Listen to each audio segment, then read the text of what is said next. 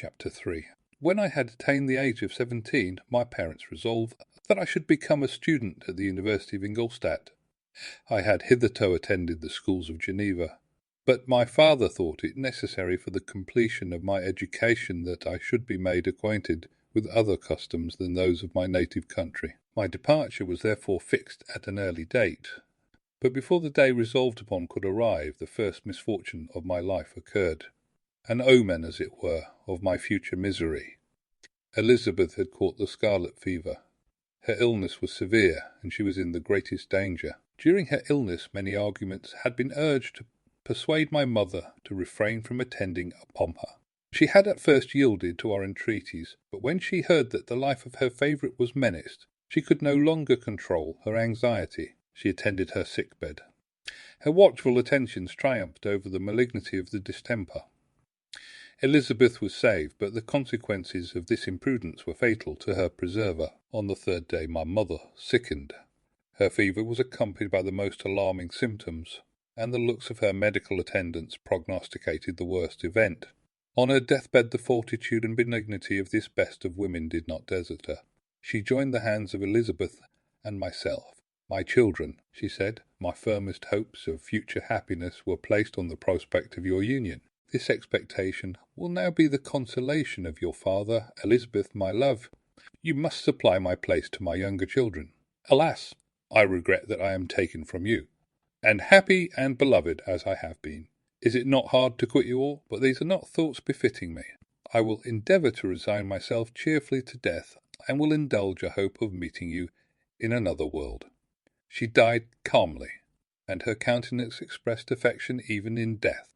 I need not describe the feelings of those whose dearest ties are rent by that most irreparable evil, the void that presents itself to the soul, and the despair that is exhibited on the countenance.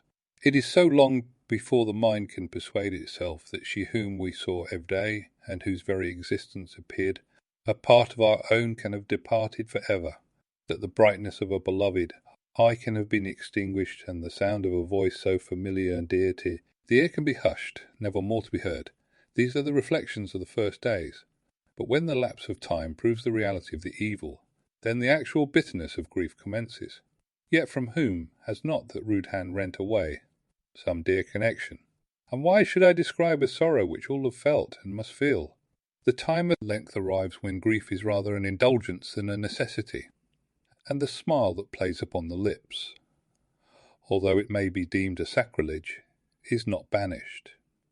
My mother was dead, but we had still duties which we ought to perform. We must continue our course with the rest, and learn to think ourselves fortunate whilst one remains whom the boiler has not seized. My departure for Ingolstadt, which had been deferred by these events, was now again determined upon.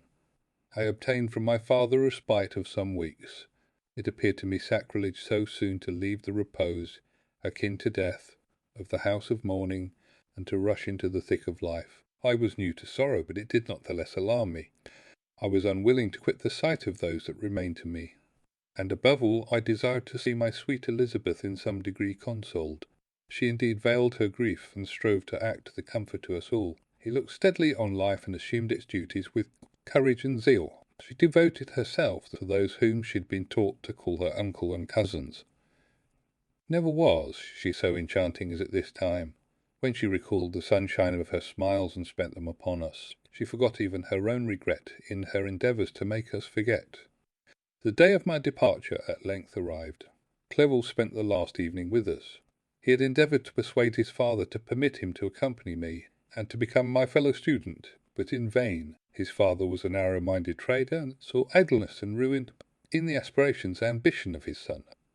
Henry deeply felt the misfortune of being debarred from a liberal education. He said little, but when he spoke I read in his kindling eye and in his animated glance a restrained but firm resolve not to be chained to the miserable details of commerce. We sat late.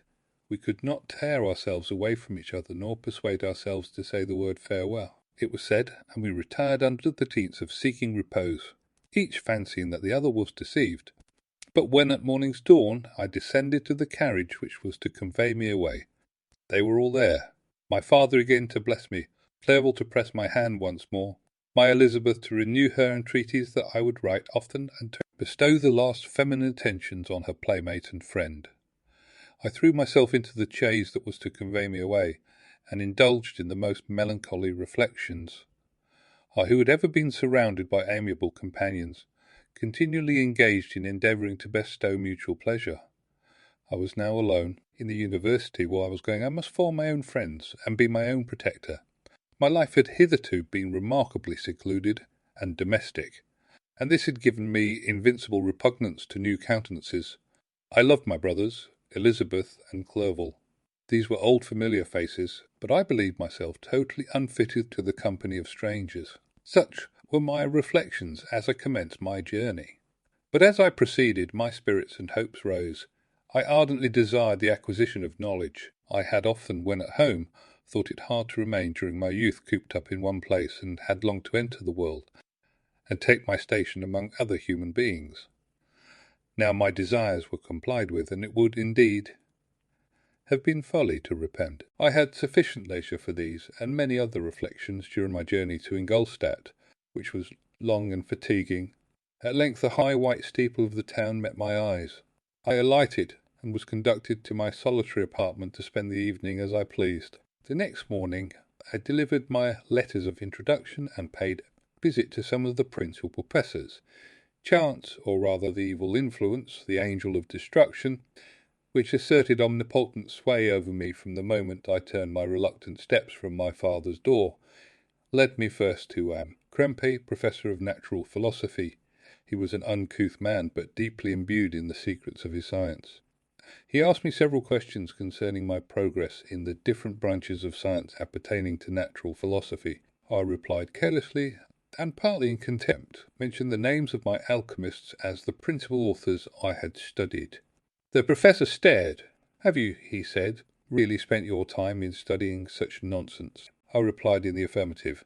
"Every minute," continued Krempe with warmth, "every instant that you have wasted on those books is utterly and entirely lost. You have burdened your memory with exploded systems and useless names. Good God! In what desert land have you lived, where no one was kind enough to inform you that these fancies which you have so greedily imbibed are 1,000 years old and as musty as they are ancient? I little expected, in this enlightened and scientific age, to find a disciple of Albertus Magnus and Paracelsus. My dear sir, you must begin your studies entirely anew." So saying, he stepped aside and wrote down a list of several books treating of natural philosophy which he desired me to procure, and dismissed me after mentioning that in the beginning of the following week he intended to commence a course of lectures upon natural philosophy and its general relations, and that Waldman, a fellow professor, would lecture upon chemistry the alternate days that he omitted. I returned home not disappointed, for I have said that I had long considered those authors useless whom the professor reprobated. But I returned not at all the more inclined to recur to these studies in any shape. Krempe was a little squat man with a gruff voice and a repulsive countenance. The teacher, therefore, did not prepossess me in favour of his pursuits. In rather a too philosophical and connected a strain, perhaps, I have given an account of the conclusions I had come to concerning them in my early years. As a child I had not been content with the results promised by the modern professors of natural science, with a confusion of ideas only to be accounted for by my extreme youth and my want of a guide on such matters. I had retrod the steps of knowledge along the paths of time, and exchanged the discoveries of recent inquirers for the dreams of forgotten alchemists. Besides, I had a contempt for the uses of modern natural philosophy. It was very different when the masters of the science sought immortality and power. Such views, although futile, were grand, but now the scene was changed. The ambition of the inquirer seemed to limit itself to the annihilation of those visions on which my interest in science was chiefly founded. I was required to exchange chimeras of boundless grandeur for realities of little worth. Such were my reflections during the first 2 or 3 days of my residence at Ingolstadt, which were chiefly spent in becoming acquainted with the localities and the principal residents in my new abode. But as the ensuing week commenced, I thought of the information which Krempe had given me concerning the lectures, and although I could not consent to go and hear that little conceited fellow deliver sentences out of a pulpit, I recollected what he had said of me, Waldman, who I had never seen, as he had hitherto been out of town. Partly from curiosity and partly from idleness, I went into the lecturing room, which Waldman entered shortly after. This professor was very unlike his colleague. He appeared about 50 years of age, but with an aspect expressive of the greatest benevolence. A few grey hairs covered his temples, but those at the back of his head were nearly black. His person was short but remarkably erect, and his voice the sweetest I had ever heard. He began his lecture by a recapitulation of the history of chemistry and the various improvements made by different men of learning, pronouncing with fervour the names of the most distinguished discoverers. He then took a cursory view of the present state of the science, and explained many of its elementary terms. After having made a few preparatory experiments, he concluded with a panegyric upon modern chemistry, the terms of which I shall never forget. The ancient teachers of this science, said he, have promised impossibilities and performed nothing. The modern masters promise very little. They know that metals cannot be transmuted, and that the elixir of life is a chimera, but these philosophers, whose hands seem only made to dabble in dirt, and their eyes to pore over the microscope or crucible, have indeed performed miracles. They penetrate into the recesses of nature, and show how she works in her hiding places. They ascend into the heavens. They have discovered how the blood circulates, and the nature of the air we breathe. They have acquired new and almost unlimited powers. They can command the thunders of heaven, mimic the earthquake, and even mock the invisible world with its own shadows. Such were the professor's words. Rather let me say such the words of the fate, announced to destroy me. As he went on, I felt as if my soul were grappling with a palpable enemy. One by one the various keys were touched which formed the mechanism of my being. Chord after chord was sounded, and soon my mind was filled with one thought, one conception, one purpose. So much has been done, exclaimed the soul of Frankenstein. Far more will I achieve. Treading in the steps already marked, I will pioneer a new way, explore unknown powers, and unfold to the world the deepest mysteries of creation. I closed not my eyes that night. My internal being was in a state of insurrection and turmoil. I felt that order would thence arise, but I had no power to produce it. By degrees, after the morning's dawn, sleep came. I awoke, and my yesternight's thoughts were as a dream. There only remained a resolution to return to my ancient studies, and to devote myself to a science for which I believed myself to possess a natural talent. On the same day I paid Herr Waldman a visit. His manners in private were even more mild and attractive than in public, for there was a certain dignity in his mien during his lecture which in his own house was replaced by the greatest affability and kindness. I gave him pretty nearly the same account of my former pursuits as I had given to his fellow professor. He heard with attention the little narration concerning my studies, and smiled at the names of Cornelius, Agrippa, and Paracelsus, but without the contempt that M. Krempe had exhibited. He said that these were men to whose indefatigable zeal modern philosophers were indebted for most of the foundations of their knowledge. They had left to us, as an easier task, to give new names and arrange, in connected classifications, the facts which they in a great degree had been the instruments of bringing to light. The labours of men of genius, however erroneously directed, scarcely ever fail in ultimately turning to the solid advantage of mankind. I listened to his statement, which was delivered without any presumption or affectation, and then added that his lecture had removed my prejudices against modern chemists. I expressed myself in measured terms, with the modesty and deference due from a youth to his instructor, without letting escape experience in life would have made me ashamed any of the enthusiasm which stimulated my intended labours. I requested his advice concerning the books I ought to procure.